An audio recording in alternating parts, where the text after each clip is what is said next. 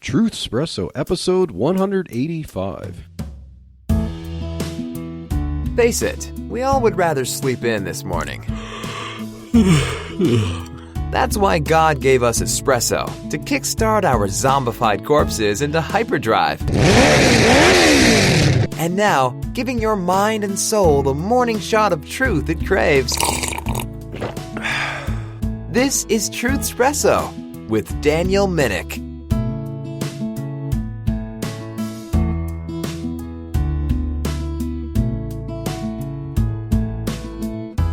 Hello there and welcome to this episode of Truth Espresso.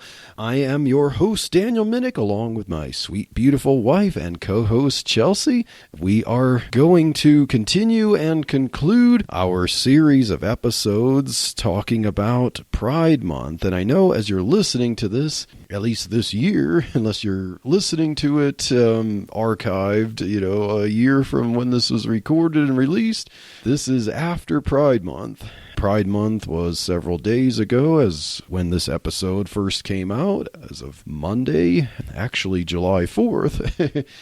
But Pride Month ended just a little bit ago, so we are going to kind of cover what happened a little bit ago toward the end of Pride Month and make some applications, because we're going to talk about just what is a woman in light of all the confusion about transgenderism and stuff. So-called transgender women or just transgenders that confuse what a woman is. And so, ready to tackle this interesting topic with me, sweetheart? I think so. We'll give it a try. Okay.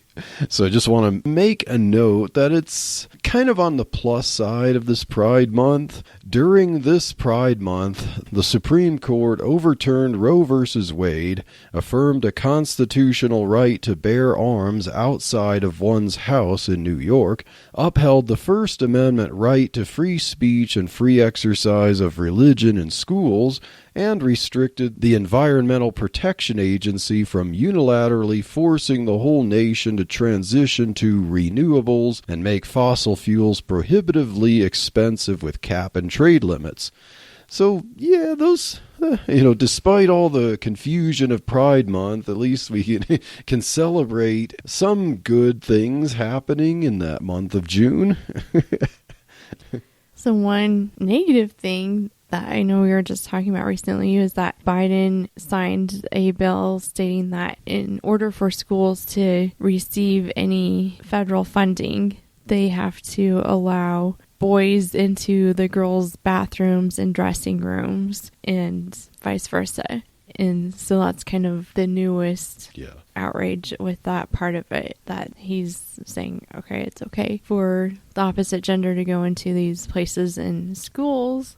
Little kids, the number one targeted for predators in schools, have to agree to that to receive any funding. So, yeah, that was one negative thing I was recalling recently. Which kind of, once again, makes the case for you don't want something poisoned, stop making a federal case of it, as in stop, stop making it something that's federally controlled, We want to reclaim education. We need to get, once it's in Caesar's grip, once it's, public education, then you have these radicals like this trying to enforce their agenda and hold the gravy train dangling by a carrot. I don't know what kind of metaphor that is, but that was quite the string of metaphors there. Yeah. I'm like, I think I'm following. Oh, you get the point there. It's like, okay, it's funded by money from Congress, and so then once a school, a public school like that depends on money like that, then it comes with strings attached. It comes with rules attached by activists in government. So, yeah. I think that's another topic for other episodes about why education should not be a public thing. So-called public, by public, statist thing. And And I would argue nothing should be controlled by the state, but we go down a rabbit trail. Episodes for another time. But here we're going to tackle gender ideology, gender confusion, transgenderism, and what really is a woman. So let me ask this question. Is someone a woman merely because he or she says so? Because we're going to have some kind of interesting and even conflicting information, and comparing it with what we've talked about in previous episodes about drag queens and stuff like that. Yeah, it just makes the question even more confusing. It muddies the waters even more. Just what is a woman? So what if someone is considered by society to be a woman, but he himself admits he isn't? So what defines a woman then? So first case in point, as we look back at Pride Month, we see a transgender woman, or, a biological male, to use the terms there, by the name of Ricci Tres. So Ricci Tres is a 29-year-old biological male who was married to a woman. He's now divorced. He is the father of 3 children with his ex-wife. He is also a Navy combat veteran.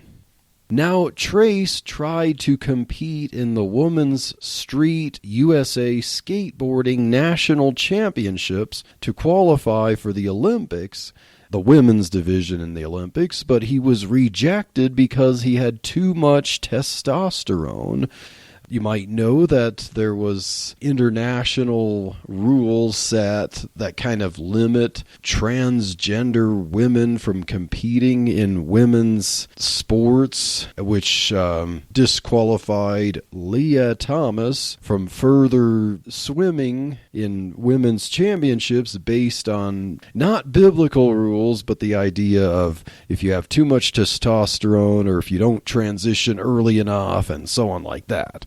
So it's trying to make it fair based on physical characteristics while still not upholding a distinction between male and female as God has defined it. But nevertheless, Ricci Tres tried to qualify for women's Olympic skateboarding and was rejected because he had too much testosterone.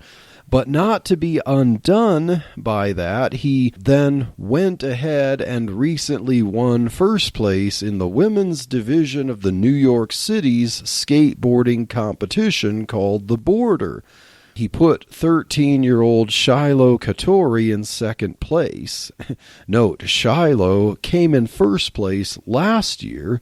She would have been in first place this year if not for Ricci Tres. Now, we have here a 29-year-old biological male with too much testosterone for the Women's Olympics, forcing a 13-year-old girl into second place when she would have gotten first place again. She obviously worked very hard and rightfully earned it because she has bested older females. But in this particular skateboarding competition, females ages 10 through 29 could compete in it. Trace, at 29 years old, came in first, and a 10-year-old girl came in fifth place. So I have a question. Okay.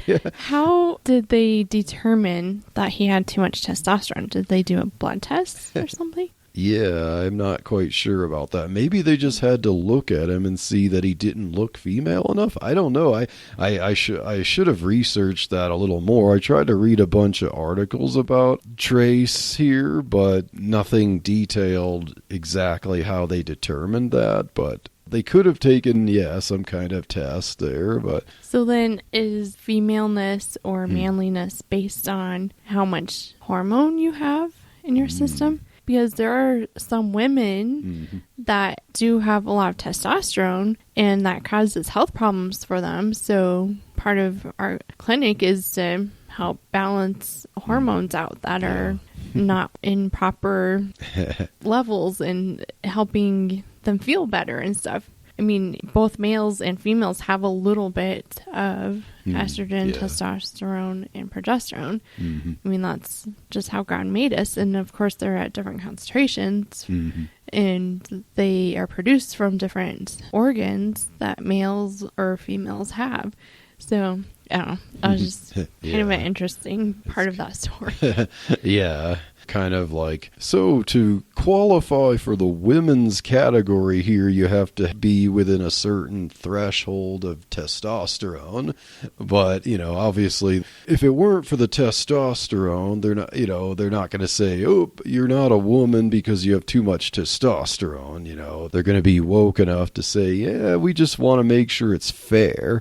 Kind of like some athletes try to compete in sports and, with like steroids and stuff and say you're not allowed to take these, enhancements because it's not fair. And, like, oh, yeah, you have too much testosterone to compete in the women's sports here. So, yeah, it's more confusion when you can't just use the simple physical qualifier. But yeah, and so as Trace came in first place in this New York City skateboarding competition at 29, and he came in first place and beat the 13-year-old girl, but he himself did say that he wasn't going to be easy on these kids, and why should he, since 29-year-olds were allowed and he was 29, but, so a biologically female skateboarder by the name of Taylor Silverman wasn't too happy about this and other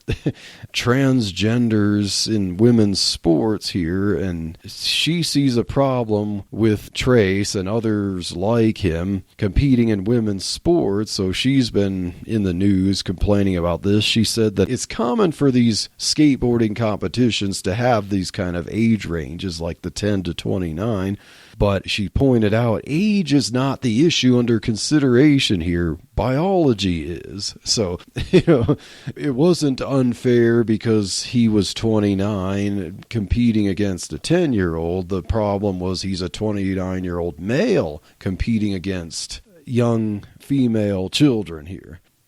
Now, when Ricci Tres was interviewed after the skateboarding event, this is what he said, quote, "I know I'll never be a woman because women are miraculous. They have babies and create life and do all that awesome stuff. I'll never have that ability, but I feel like I'm a woman. I would have wished to be born one, so I'll try to fill that image as much as I can for myself." Yeah. He also continued, he said, "I have 3 kids, I'm married, I did my time in the military, I own a company, I've decided that I like being pretty and cute, so everything that goes with that is female. I love female bodies, I think it's a work of art," unquote.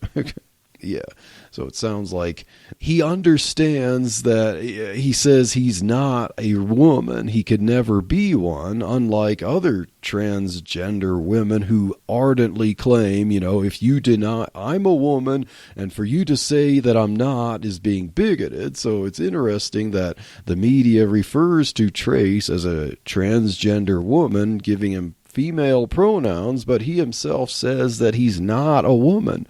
So what's interesting about Trace, he's also taken some hormone therapy, as most transgender women do, but he also said that he has no intention of doing any kind of surgical transition or medical transitioning. So he's not trying to shape, his body completely and look entirely like a woman. I saw a video of the interview he did, and he looks like a kind of a man with his hair grown out into an afro-like structure and stuff, He doesn't look like a woman. So, yeah, but is he a woman? He says he isn't, but everyone else says he is. And they use female pronouns of him. I want to focus on some of the things that he said, and that brings up, the whole question of what is a woman here. The media considers Tres a transgender woman and refers to him with female pronouns, but he himself said, "I'll never be a woman," quote unquote. He also said that women, quote, "have babies and create life," unquote. And so he's denying that he's a woman because women have babies. He merely said that he feels like a woman and he wished to be born one. And a primary reason that he likes to identify, in a woman is that he likes being pretty and cute. So that's his idea of feeling like a woman, that there's a difference between men and women, and that women have babies and so on. So, is Tres, this skateboarder, 29-year-old who bested a 13-year-old girl in skateboarding, is he a woman? That's one of those questions for answering this question of what is a woman? Can I answer that? Oh, yeah. Go ahead, sweetheart. Let's answer that question. Is Ricci Tres a woman? And why or why not? No, he is not a woman because every single cell in his body has the XY chromosome, which means he is male and not female. And I mean, there are so many different physical aspects that God made men and women different. And it's, amazing to research out just how detailed that gets. And God did it specifically. He did it for a purpose. He has men created to be different than women, because even when you look in the account of Genesis and God created man, it wasn't good yet. He had to create woman, and then he finally said, "This is very good." It was complete at that point. Yes. So if we only needed men or we only needed women, then God would have stopped the creation with just one gender. And if we needed to have over 20 different types of genders... Only 20?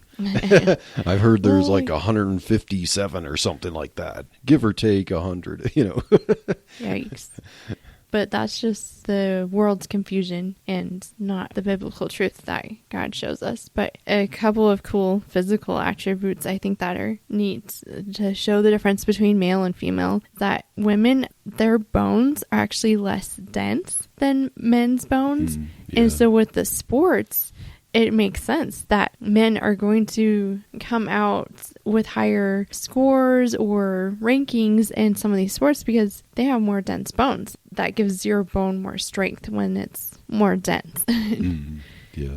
And then women have less muscle and more fat. And God made women that way. Like even how women's fat and muscle... It's different how our fat and muscle is compared to men. Yeah. So men, they have a layer of muscle and they have fat on top of it. They're actually separate layers. Yeah. And in women, the fat and muscle interlace. Yeah. And that is how God made it for when we bear children. We need to have the right environment for carrying children. So like offers protection, and that our muscle is able to, on our abdomen, stretch and actually pull apart so the growing uterus can expand with the baby inside. And there's so much that goes into the very fibers of muscle and fat. Like, there's a difference between male and female with that part of it. And so these men that want to be women, then they actually need to do some sort of procedure to mush the fat and muscle together so that way they can be more womanly, I guess. Yeah. And that still wouldn't make them women, but yeah. I get the point. Yeah, because there's so many differences, even like from the proportion of how broad their shoulders are, the shape of their hips. Women's hips are wider, by design, as God designed it for having the space for bearing children. So I do want to point out something right quick, just in case we have women who are listening that are single or are not able to bear children, that the ability to bear children does not define you as a woman. Yes. That's, God made women as his image bearer, and that makes you complete as a woman. Yeah. Now, God does make it to where women can carry children, But because of sin and just our fallen nature and disease and sickness, then we see the results of infertility and that side of it. And then also some women, God calls them to use their gifts in other ways, and they're single and they don't get married, but you're still fully woman. Oh, yes, in definitely. both of those. I've heard, debates and stuff about these issues like transgenderism and stuff like that, or what defines a woman, where the accusation is like, so if someone says, a female with, reproductive organs and stuff like that to bear, or someone who bears children, then to say, okay, well, if I never bear children, does that mean I'm not a woman? Like, no, we're talking about mechanisms, not the use of them, stuff like that. And as you mentioned, some women, have the inability to bear children. They have the equipment. Whether the equipment functions or not doesn't define, they're still defined as a woman. An illustration, if I have a computer, a desktop system with a motherboard, and if there's, something on the motherboard that can't read a hard drive connected to it, the equipment is still there, whether it's functioning or not. That doesn't make the whole thing a dog. It's still a computer, And some women are born without. Like a lot of women with Turner syndrome. Yeah. It's a chromosome abnormality. A lot of them are born without a uterus. So they wouldn't be able to bear children. And some are born with one or maybe no ovaries. And so, there's definitely different conditions that we see. And that, again, like you're saying, we're saying that those are not what define who a woman is. And unfortunately, that's some of what society and culture looks at. And we're saying, but that's not what the Bible says. Exactly, sweetheart. I just had a couple more to point out real quick about some of the physical differences. Actually the symptoms of a heart attack are different between men and women. And they're discovering this and trying to promote it more because, unfortunately, a lot of women were having heart attacks and they were trying to recognize signs that men portray when they have a heart attack. So they were missing some of those early signs that could prevent or help them get treatment sooner. So it's just interesting, like, okay, even the response to a heart attack can be different. Our responses to medications are different. How we absorb them, how we process them are different between males and females. And then our reaction to stress, which I think is kind of cool because this shows just even more of how God designed us, I think is so awesome. So men, when they're under stress, they tend to go to the fight or flight mode, where they're going to, stand up, fight, protect, or if they're going to flight, then they're going to herd their family away or provide that protection for them. Whereas women, when they react to stress, they tend to go more towards treating and nurturing. And it's so funny because I see that often in different stressful circumstances where it's like all the women are coming around like, okay, what can we do? What do you need? And then all the guys are like, okay, how do we make sure it's safe? And looking at more at the process of it. And it's great because we need both of those. And so it's cool that God made even our responses like that to be unique and also complementary. Good points there, sweetheart. And I know on a previous episode, we talked about the differences between men's brains and women's brains and their physical composition and stuff like that. Differences in nerve communication, gray matter, stuff like that. And as we say all this, we make the point that there's no cookie cutter man and cookie cutter woman. There's ranges of personalities. There's ranges of physical characteristics. Obviously, there's ranges of height and size and stuff like that. There are princesses and tomboys there, so you could use the word spectrum if we're referring to there's a spectrum of femininity, there's a spectrum of masculinity, but there's the underlying binary there too. So, there's male and female. God created them male and female, and within male and female, there's ranges of personalities and physical features of limitations and, errors since the fall and stuff like that. But you can determine that one is either male or female biologically. Hi, I'm Sharon Wilharm, host of All God's Women podcast and internationally syndicated radio show. I'd love to invite you to join me as we bring to life the stories of women in the Bible and discover their relevance for our lives today. Listen at allgodswomen.com, your favorite podcast platform, or at christianpodcastcommunity.org. So I think you had another news story to talk about and help discuss more of the transgender confusion. Oh, yes. And this is kind of like to shame on Fox News a little bit because, Fox News is often criticized for being a conservative news network, but I'd say their conservative credentials recently have shown to be pretty lacking, as they've hired on Caitlyn Jenner, as a commentator. And consider him conservative enough because he doesn't agree with transgender women competing in women's sports. That makes him conservative enough for Fox News. And then during Pride Month, Fox News decided to air their own propaganda-laced news segment entitled California Transgender Teen Family Hope to be an Inspiration to Others. So this news segment, original to Fox News, was about the Whittington family, and I'll read a few quotes from this segment. So this is about a family. They're billed to be conservative. They dress and look conservative. They talk about their kind of Christian faith, basically. But the mother said, quote, "It was truly painful for him to have to wear feminine clothing and for us constantly telling him that you're a girl," unquote. So they're referring to their daughter, that when she was a toddler, that she refused to wear, she did not like to wear dresses or girls' clothing. And so let me just clarify. You said toddler. Yes, toddler. Wow.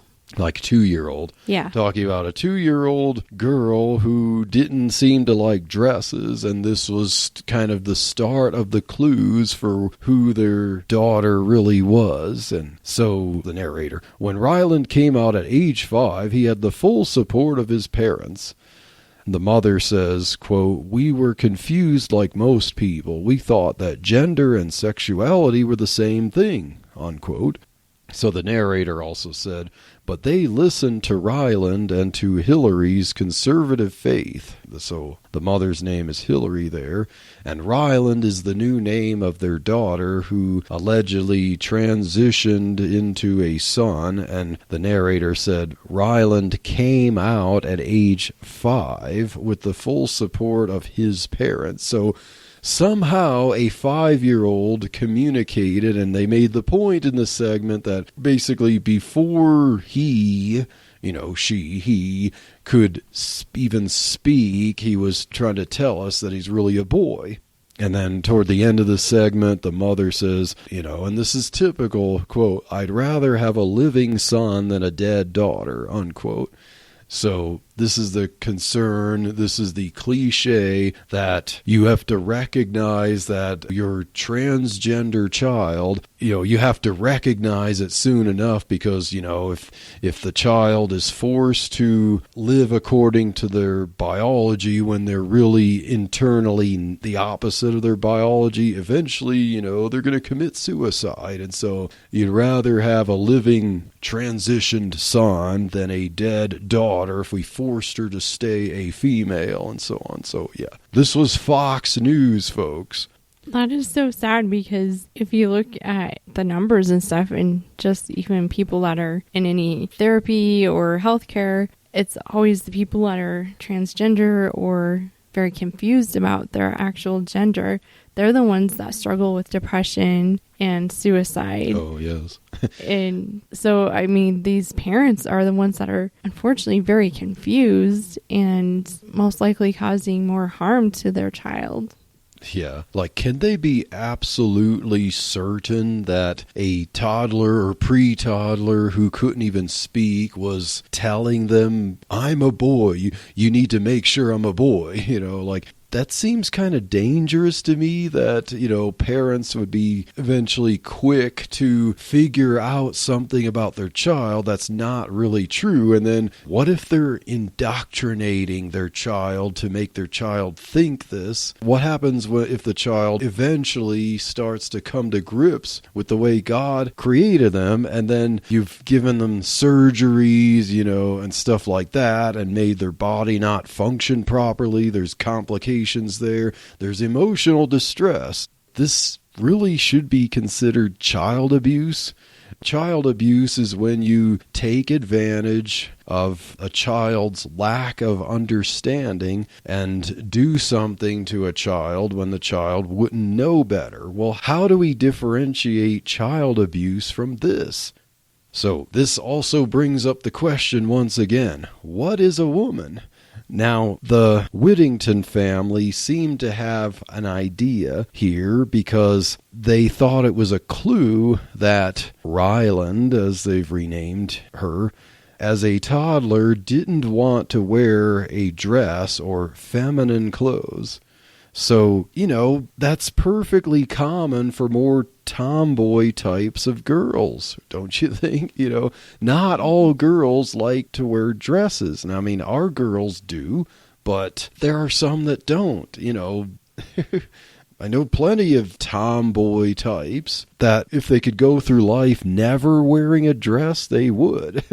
That doesn't communicate to anyone that they need to somehow intervene in their biological makeup and transition into a boy.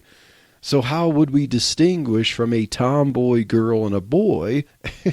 That's what I'd like to know. And then another question then is, so what you're saying is that a woman, by definition, likes dresses. So, sweetheart, as a woman, would you say that to be a woman means that you must like to wear dresses? No. And especially because I think you look at the Bible and it does not say a woman is clothed in dresses.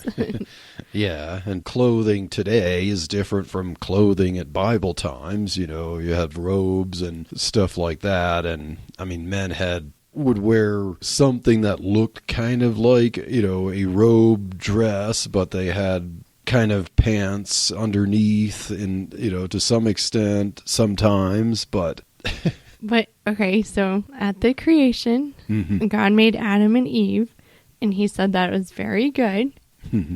Yeah. They were both naked. Yeah. And they weren't ashamed, but there was no dress to differ between a male and a female. And God just said, here's a male and here's a female. Yeah. So we do not need dresses at that point for God to say what gender they are. Yeah. And once they ate the fruit and they saw that they were naked, so they sewed fig leaves together to make clothes. And I don't think they pulled up a catalog and tried to figure out, okay, I need to make this wardrobe for me that looks, like a shirt and slacks, and you need to make a gown and stuff like that, that also didn't, if they're makeshift clothes there out of leaves looked somewhat similar at the time, that didn't mean that Eve was really a man or stuff like that, or vice versa. So not liking to wear dresses as a 2-year-old doesn't say that you're really a boy. And it's a dangerous thing for parents to think in this culture that somehow you're saying that as a toddler, okay, you have to do stuff. You have to put stuff in my body. You have to give me a surgery or give me these hormones or puberty blockers or whatever and make sure that I change into a boy, not all girls like dresses. And to say that the definition of a woman, a female, is to like dresses, is to impose some kind of stereotype. And defining woman by some kind of cultural stereotype rather than by biology. And I think that's where so much confusion comes into play with this, is that we are only looking at the societal definition or our cultural stereotypes, like you mentioned, instead of looking at truth in God's word. And I think that as parents, we are held responsible for what we are teaching our children and how we're guiding them. So for parents to cause even more confusion or not be telling truth to our children, that's going to be on our plate, I guess. I don't know. But I just think it's so important that, God commands us to teach our children truth and the law, and when we're not doing that, then that just makes it even worse, I think. And one other thing I was thinking of too, with the 2-year-old, I'm just wondering, do these parents understand child development? Because a lot of 2-year-olds go through that stage of they don't want to do anything that they're told to do, like the terrible twos. And I mean, that's just something that sometimes they go through. So maybe even if they were putting pants on their kid and shirts, that kid wouldn't want to wear those either. I mean, it's just, it is like, okay, how do you help your child develop and learn right and wrong and basic truth when you're not even willing to recognize a 2-year-old's natural development? Yes. Yeah. Definitely. So we are. That's why, it's sad, scary, dangerous. Because let's say this were 20 years ago. Would the first inclination of parents in that situation take the same family and move them back 20 years? Would they take those clues to mean that they have to engage in some kind of gender transition? Or would they just say, hey, we got a tomboy here? Or just, hey, maybe she doesn't like to wear dresses now. Let's not push that. But not think that, well, maybe this is a boy. But it's because we have this elitist ideology imposed on culture that now people think that somehow they've got to join in it. They've got to be virtuous members of, I support the current thing, to join in on this and think the doctors know best, the politicians know best, who am I to challenge this? And that's what makes this anti-biblical concept of gender identity so dangerous. So is a woman merely someone who has socially or traditionally understood feminine sentiments? Because that's what this seems to be saying, So it brings some of these questions, like, as we've looked at these Pride Month episodes, are drag queens women? Well, the media gives them female pronouns, yet the very definition of drag queens as distinguished from these transgender people are that they identify as men, but they dress in women's clothes, or rather provocative women's clothes, for doing certain activities, and yet the media recently is giving them female pronouns. Is someone like Ricci Tres a woman? I mean, he himself claims he will never be a woman. He said that he has no intention of medically transitioning. He just seems to want to join the pretty and cute crowd. He was allowed to compete in a female skateboarding competition, yet he was disqualified from the Olympics for having too much testosterone. Does that mean anyone who's pretty and cute is a woman? Well, that would qualify, the teenage Justin Bieber, right? That would make him a woman, right? oh man. But, I think there's a good Bible verse for that. Yeah. 1 Peter 3:3-4. And it's talking about, it doesn't matter what you wear, that's not what defines you, and that it has to be the inner beauty And so it says, whose adorning, let it not be that outward adorning of plaiting the hair and of wearing of gold or putting on of apparel, but let it be the hidden man of the heart, in that which is not corruptible, even the ornament of a meek and quiet spirit, which is in the sight of God of great price. Yeah. So I think that is more of what defines a woman, according to God's word, is that there's an inward beauty. Yeah. And even with our young girls, we should be teaching them and encouraging them that true beauty is from the heart, and showing kindness, showing patience, showing self-control. I mean, all the characteristics that God talks about in Galatians about the fruit. And that is what true beauty is. That's what comes from the inside. Yeah. And like you're saying, like all these cases here, everyone's looking at the outside, and that outside appearance does not define you as a woman. Yes, definitely. And I think that the real women in the room, well, I mean, literally in our room, that would be you, sweetheart. But I know as a man, it's hard for me to speak authoritatively on it, but I just have to guess, and I probably want to ask you, sweetheart, when you see these men trying to identify as a woman and trying to look like a woman in cheap ways, doesn't that like just insult you? I mean, like feel insulting to you? Like you look at that, it's almost like putting on a mask and saying, this makes me like you, putting on a cheap apparel, putting on some outward appearance. And it's like, first you'd have to say, that's not good enough. I could see through that. You do not look like a woman. And further from that, it's just like, you're making womanhood a costume. You're making it just an outward appearance. You're just making it like certain activities or the way you walk or prance or dance or whatever. That is not a woman. I would just think that would have to just feel insulting to your core.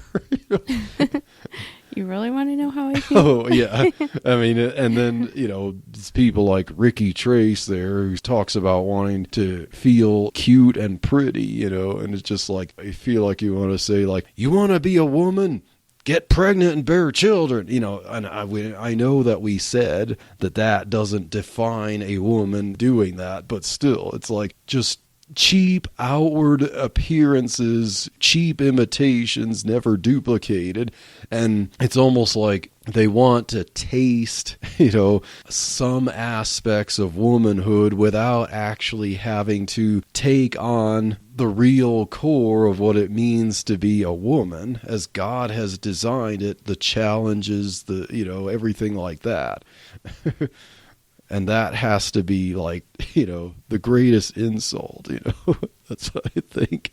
Well, my first response to that is puke. Yeah. That's just gross. Mm-hmm. Like, men are men because they're like manly and muscular and broadly built, and they represent protection and strength. And to me, it's like men represent the side of God where it's like, okay, he provides, he's your strong tower, he's the fortress, and that's your rock. Yeah. So you see men like that, and then women represent God's beauty and just his gentleness. And I think that men and women, that's how it kind of completes the picture of God, because we are so different. And so after I get over the gross puke feeling, then I feel sorry for those people, because they must be in a lot of pain and a lot of confusion, and just thinking, okay, how can we help them understand who God made them to be, and that they are valued how God made them. There shouldn't be any confusion. And I know I mentioned this verse earlier with you too, babe. You came across this one. In 1 Corinthians 14:33, it says that God is not the author of confusion, but of peace. And these people are so confused. That is not what God wants for them. And so that's where my heart goes out for them after the initial blah. It's just, okay, they're so confused and they need to know God's love and his truth and his forgiveness and his purpose for them. His purpose is not for them to live in this state of trying to always stand up for their rights as their confused state. And like, he gave them special gifts and talents, and he wants to use them for his glory, and yet they're denying that. And I don't know, to me it just makes me sad for them that that's how they're living their life. Yeah, definitely. So we are. And it's like, in this case of Trace there, it's like, to me, it seems like he's kind of like wants to neglect his duties as a father, because he served in the military. Yes, thank you for your service there. But then he was a father of 3 children, but then he divorced his wife, and then basically he's just kind of moved on, doesn't have contact with them anymore. He's not being a father to his children. He just basically wants to live as kind of like a irresponsible teenage girl type of thing, like just he wants to get the attention and the gentle treatment of being like a teenage girl and forfeit all of the duties that he has as, being a biological man, a father.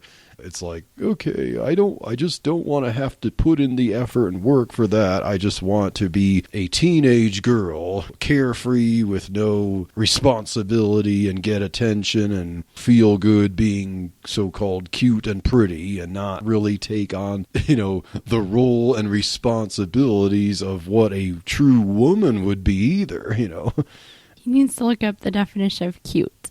Oh, yeah, because, yeah. He doesn't look cute. But cute means precious. Oh, yeah.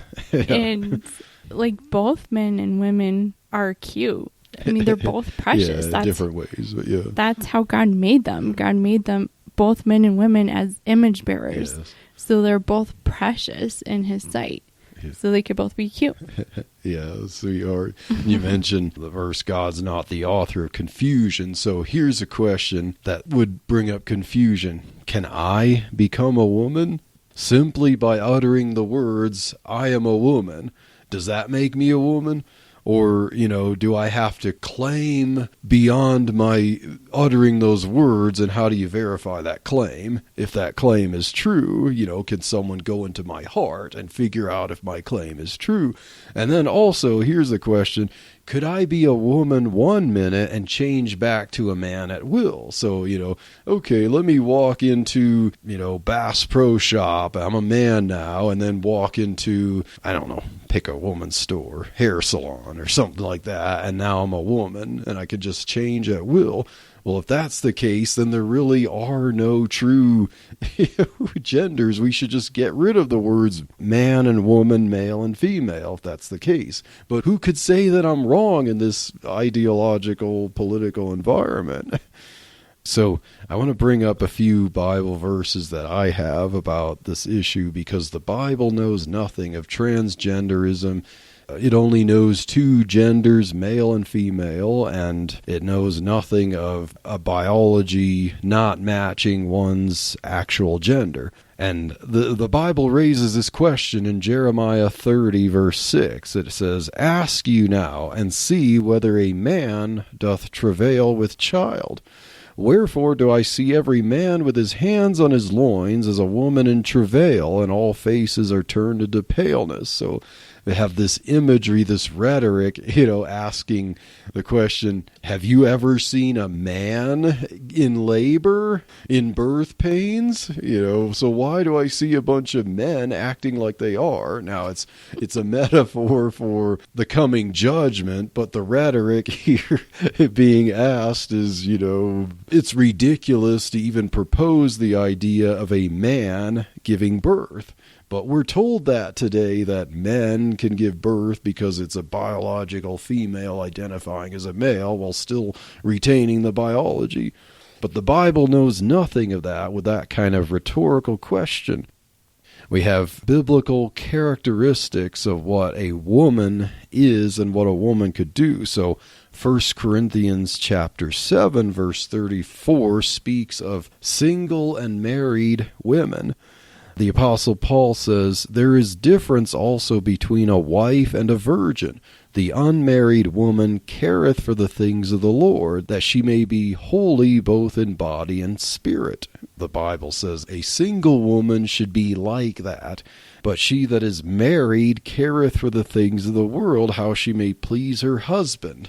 So here you have single women, married women. They both act and should act womanly, according to the Bible, holy in body and spirit, caring for the things of the Lord, caring for her husband.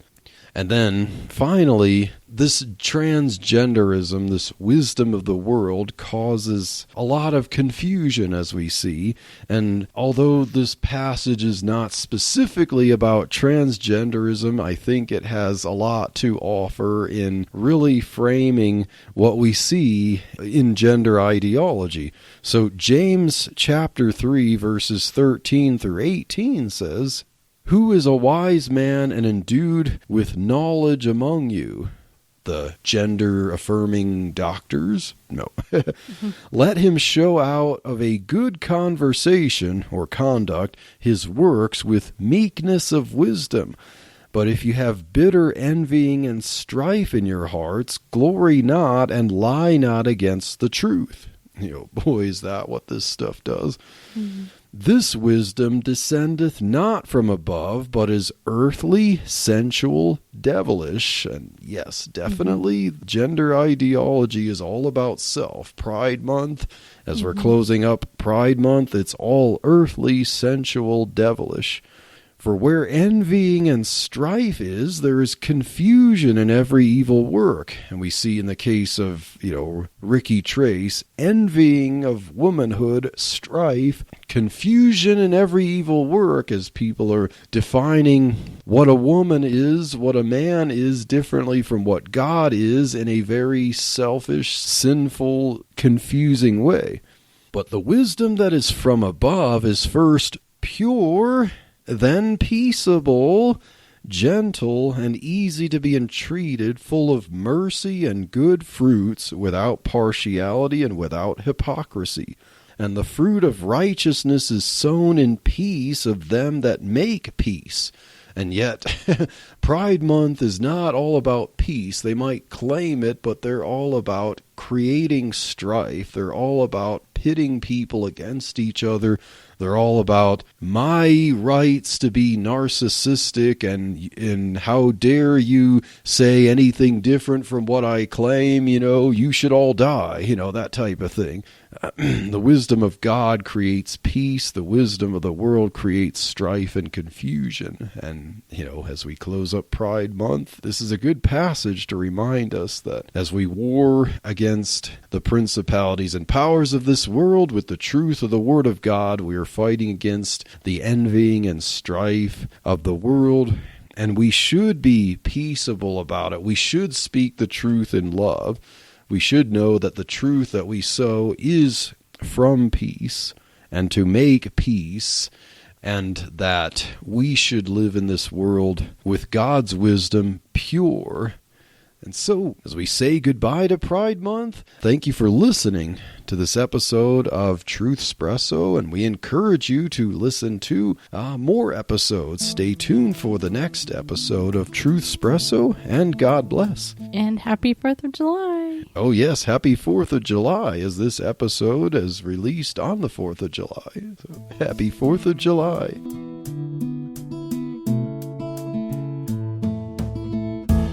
Thank you for waking up with Truthspresso. Good morning, and God bless your day. Hey friends, Daniel Minnick here again.